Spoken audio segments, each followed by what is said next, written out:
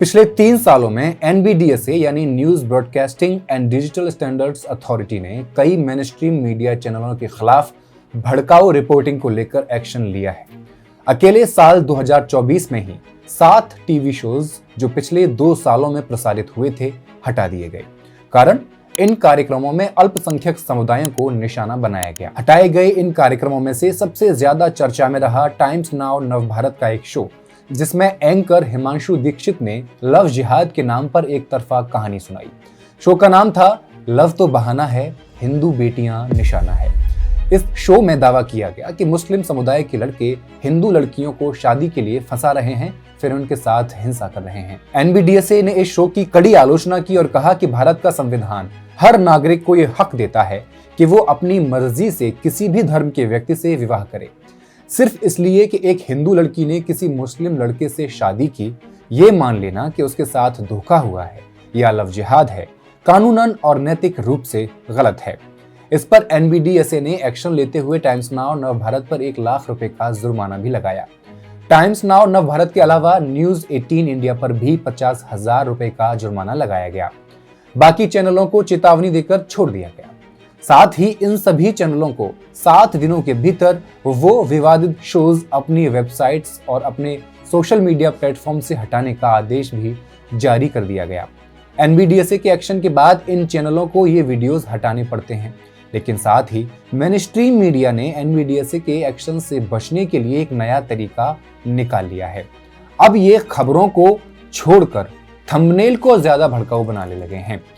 इनके थंबनेल की तस्वीर और हेडलाइन में ही असली चाल छुपी होती है। थंबनेल वो होता है जब आप स्क्रॉल करते हैं यूट्यूब पर तो किसी वीडियो का जो आपको पहला वॉलपेपर जैसा कुछ दिखाई देता है, वो होता है थंबनेल।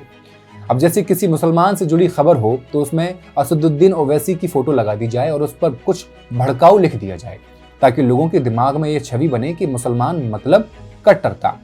इसी को लेकर सीजेपी यानी citizens for justice and peace ने एक रिपोर्ट तैयार की है, जिसमें 5 मेनस्ट्रीम मीडिया चैनलों का विश्लेषण किया गया है कि कैसे इन चैनलों ने हाल ही में हुई कुछ घटनाओं में थंबनेलों के जरिए यानी क्लिकबेट थंबनेलों के जरिए मुसलमानों के खिलाफ नफरत फैलाई।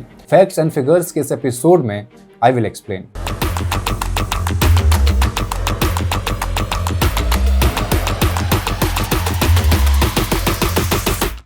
नमस्कार, मैं हेमंत और आप मॉलिटिक्स देख रहे हैं। सीजेपी की इस रिपोर्ट में सबसे पहले जिक्र किया गया है जी न्यूज का। वक्फ अधिनियम के मुद्दे पर भी जी न्यूज ने जिस तरह की भाषा और तस्वीरों का इस्तेमाल किया वो काफी भड़काने वाला था। चैनल ने अपनी कवरेज में कुछ ऐसे कैप्शंस लगाए जो लोगों के बीच डर और नफरत बढ़ाते हैं, जैसे जिसका डर था वही हुआ, वक्फ कानून पर तगड़ा झटका, मुसलमानों में जश्न, सुप्रीम कोर्ट का आदेश, खुद ही फंस गए मुसलमान, सुप्रीम कोर्ट से फैसला, 21 करोड़ मुसलमानों में भगदड़। इन थंबनेल्स में इस्तेमाल किए गए शब्द एक तरह से तनाव पैदा करते हैं या कर सकते हैं और ऐसा दिखाते हैं जैसे मुस्लिम समुदाय में कोर्ट के किसी गंभीर फैसले को लेकर अफरा तफरी मची हुई है। ये जाहिर तौर पर क्लिकबेट है, और जबकि असल में ये मामला अभी सुप्रीम कोर्ट में लंबित है और कोई आखिरी फैसला आया भी नहीं है। इसके अलावा जी न्यूज ने अपने वीडियोस के थंबनेल में ऐसी तस्वीरें भी लगाई जिनमें प्रधानमंत्री नरेंद्र मोदी, योगी आदित्यनाथ और एमीम नेता असदुद्दीन ओवैसी को एक साथ दिखाया गया। इन तस्वीरों के साथ ऐसी लाइनें लिखी गईं, वक्फ बिल पर पलटे 24 करोड़ मुसलमान, पूरे देश में हड़कंप, 3000 करोड़ की संपत्ति जब्त, और मोदी को ऐसी सजा देंगे, मौलानाओं ने दी है धमकी, लाखों मुसलमानों ने घेर लिए 6 शहर। ये हेडलाइंस एक बड़ा डर पैदा करने की कोशिश करती हैं और ऐसा माहौल बनाती हैं जैसे वक्फ बिल पर मुस्लिम समुदाय का विरोध एक राष्ट्रीय संकट बना हुआ हो। चैनल ने अपने थंबनेल में ऐसी भाषा का बार बार इस्तेमाल किया, जैसे कुछ और उदाहरण देखिए।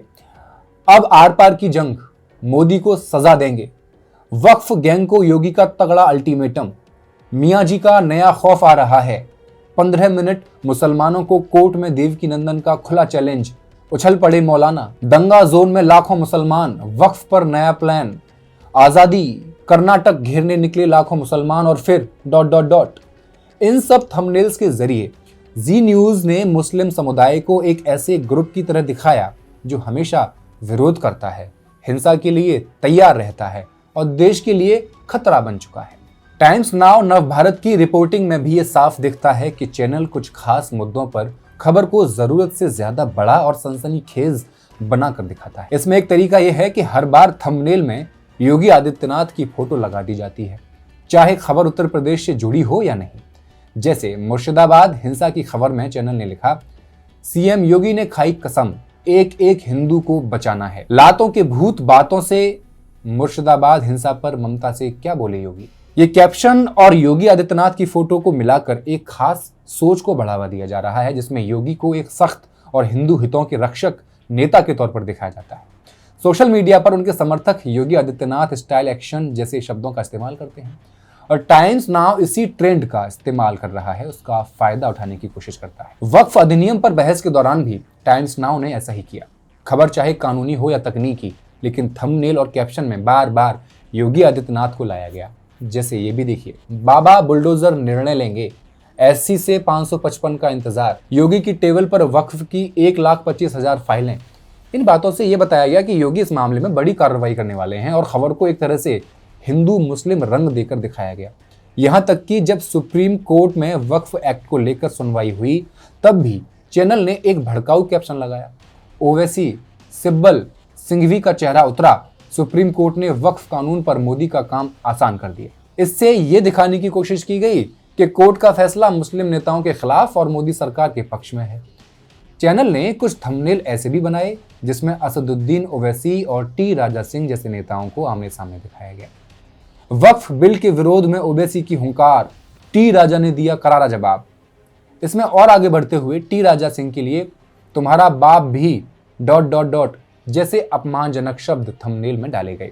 जिन्हें टी राजा के बारे में नहीं पता, उन्हें बता दूं कि ये तेलंगाना से बीजेपी के विधायक हैं और अक्सर मुस्लिम विरोधी बयान देते हैं। साल 2023 में जब लव जिहाद पर एक बयान देते हुए उन्होंने कहा था कि जो भी लव जिहाद करेगा, अरे बेटा तुम आधे कटे हो, पूरे काट देंगे। जब बाकी चैनल ये सब कर रहे हों तो न्यूज़ 18 इंडिया इसमें पीछे कैसे रह सकता है। जहां बाकी चैनल मुसलमानों को घेर रहे थे, वहीं न्यूज़ 18 तो मस्जिद तक पहुंच गया और सवाल उठा दिया, जुम्मे की नमाज मस्जिद अड्डा, वक्फ एक्ट के बहाने जुटे मुस्लिम, क्या है असली एजेंडा। ये लाइन सीधे शक पैदा करती है कि कोई छिपा हुआ मकसद है।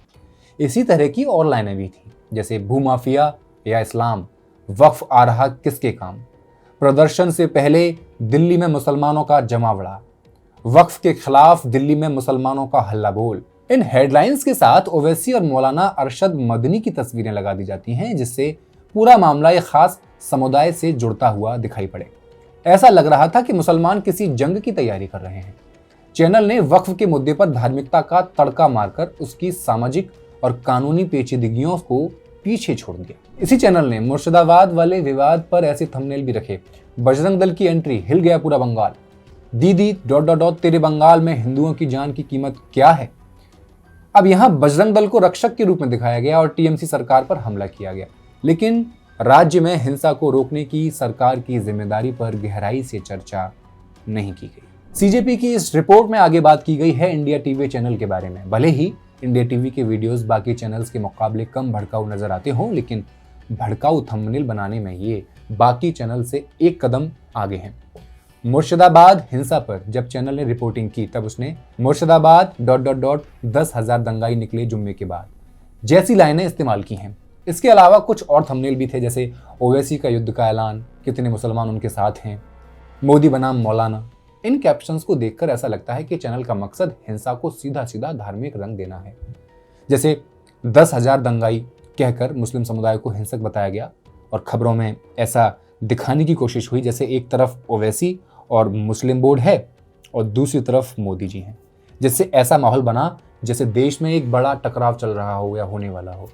इंडिया टीवी ने कुछ ऐसे भी शोज चलाए जिनमें कोई पक्की जानकारी थी ही नहीं, फिर भी डर फैलाने वाले कैप्शंस लगाए गए, जैसे मुर्शिदाबाद से 10,000 हिंदू विस्थापित, आज बंगाल के हिंदुओं का कलेजा फट गया। इस तरह की बातें बिना किसी आधिकारिक जानकारी के लोगों को भावनात्मक रूप से भड़काने का काम करती हैं। ये इनको अच्छे से पता है।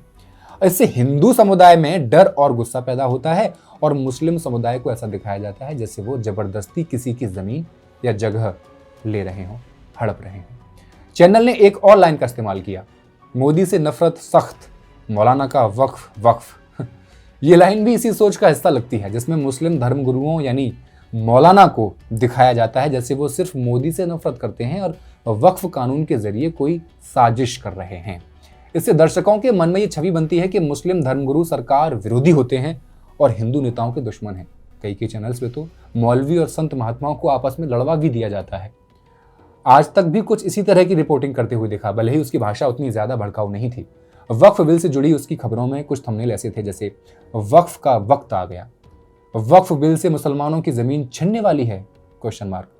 ये लाइनें सीधे सीधे हमला नहीं करती, लेकिन इनका अंदाज ऐसा है कि लोगों में बेचैनी या डर पैदा हो जाता है। जैसे वक्फ का वक्त आ गया, ये लाइन सुनने वाले सोचने पर मजबूर हो जाएंगे कि कुछ बड़ा या गंभीर होने वाला है। इसी तरह वक्फ बिल से मुसलमानों की जमीन छिनने वाली है क्वेश्चन मार्क। ये सवाल सीधे मुस्लिम समुदाय की चिंता को छूता है और ऐसा इशारा देता है कि जैसे उनकी जमीन खतरे में है, जबकि इसके पीछे कोई ठोस जानकारी नहीं दी गई। भले ही ये लाइन सवाल के रूप में हो, लेकिन फिर भी ऐसे थंबनेल का असर ये हो सकता है कि लोग डर जाएं या भ्रमित हो जाएं। इस तरह की हेडलाइंस जो पूरी बात नहीं बताती, सिर्फ लोगों की भावनाओं को उकसाने के लिए लगाई जाती हैं, ऐसी हेडलाइंस को आपको डिकोड करना चाहिए। इन तमाम उदाहरणों को देखने के बाद यह साफ हो जाता है कि भारत में कुछ प्रमुख टीवी न्यूज़ चैनल जिनका काम पत्रकारिता करना था, अब एक तयशुदा नैरेटिव को बढ़ावा देने में लग गए हैं। सीजेपी की रिपोर्ट एक आईना है, ऐसा आईना जिसमें मीडिया की वो तस्वीर दिखती है जिसे वो खुद भी देखने से कतराता है। इन चैनलों की रिपोर्टिंग, भाषा और थंबनेल न सिर्फ पत्रकारिता की बुनियादी नैतिकता को तोड़ देते हैं, बल्कि समाज में नफरत, डर और बंटवारे को भी गहरा कर देते हैं। मीडिया लोकतंत्र की रीढ़ होती है। जब वही रीढ़ झुकने लगे टीआरपी, राजनीतिक प्रभाव या विचारधारा के दबाव में, तो उसका असर सिर्फ स्टूडियो तक सीमित नहीं रहता, वो हमारे परिवारों, मोहल्लों, स्कूलों और दफ्तरों तक पहुंचता है। जब हर रात की प्राइम टाइम बहस एक धर्म, एक चेहरे या एक समुदाय को ही कटघरे में खड़ा करती हो, तो धीरे धीरे पूरा समाज उसी लेंस से सोचने लगता है। यही समय है जब हमें यह तय करना होगा कि हम कैसा मीडिया चाहते हैं, डर बेचने वाला या सच दिखाने वाला। अगर सच दिखाने वाला तो मॉलिटिक्स को सब्सक्राइब कर लीजिए। शुक्रिया।